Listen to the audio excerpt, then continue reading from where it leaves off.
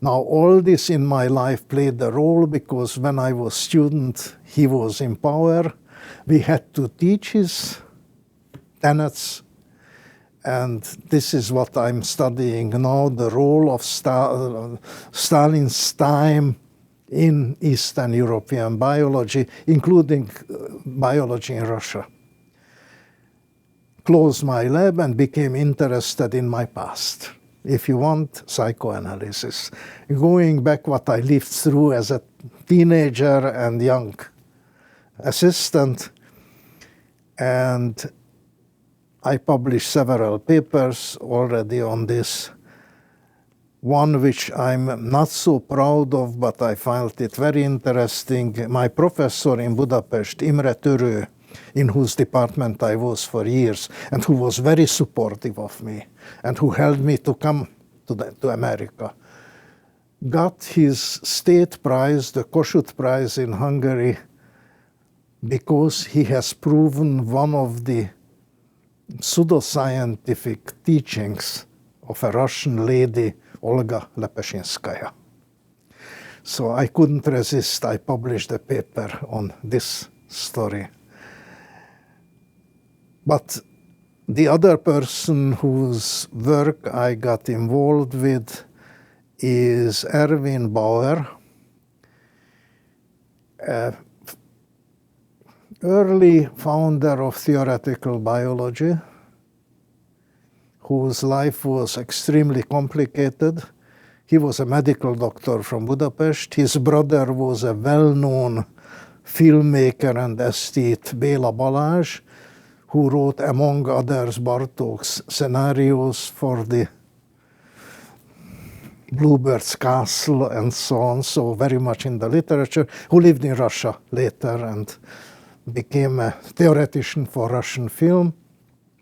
Well, his brother became a doctor, participated in the events, the communist events in Hungary in 19, had to emigrated through Prague, well, Göttingen, Prague, Berlin, and in 1925 moved to the Soviet Union, worked in Moscow at the Institute of Professional Diseases.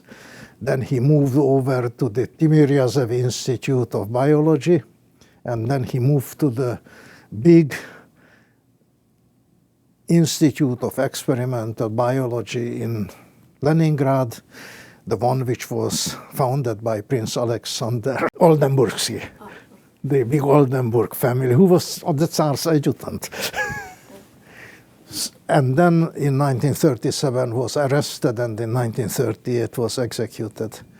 And one of my Russian visitors, or Hungarian-Russian visitors, or Soviet visitors, was Boris Petrovich Tolkin from Leningrad, an embryologist, who was actually Bauer's boss when he was in the Timiryazev Institute in the early 1930s, and who felt his obligation to resurrect the memory of Bauer. Bauer became a non-person, of course, after he was executed, and I was accompanying him in Budapest when he made contact with those people who knew Bauer.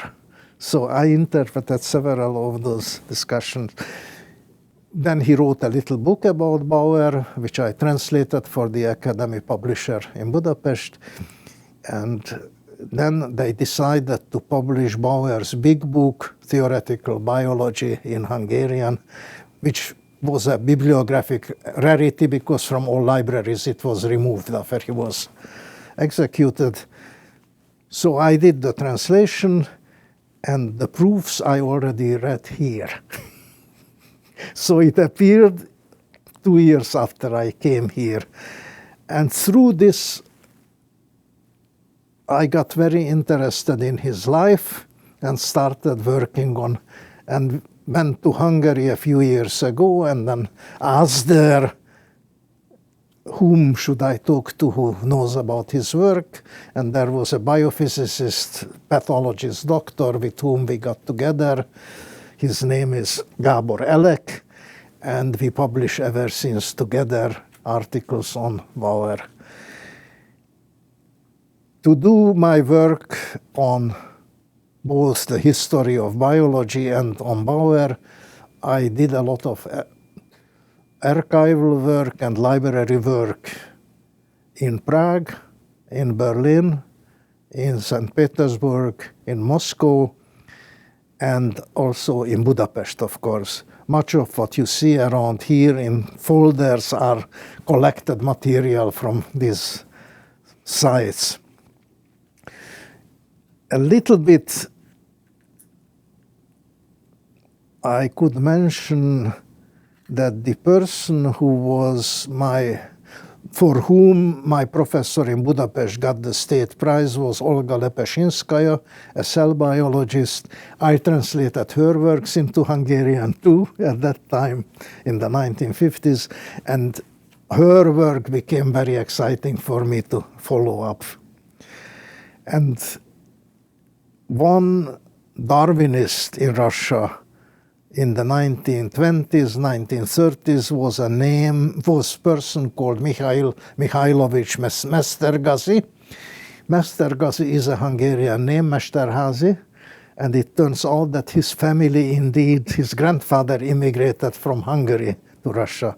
So I am following up his life, a Hungarian family, becoming a Darwinist, editor of Uchpedgis, among others, and working on Timiryazev.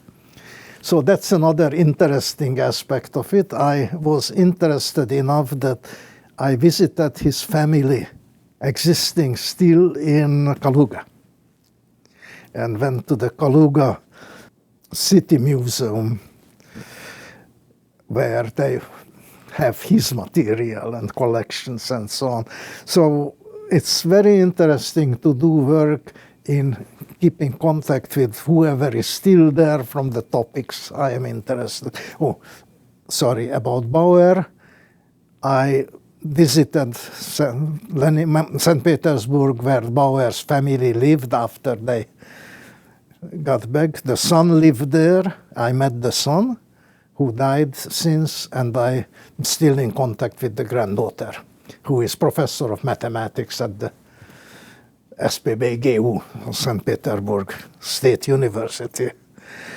So I try to do my work partly through personal contacts in the field, as well as doing the research with papers.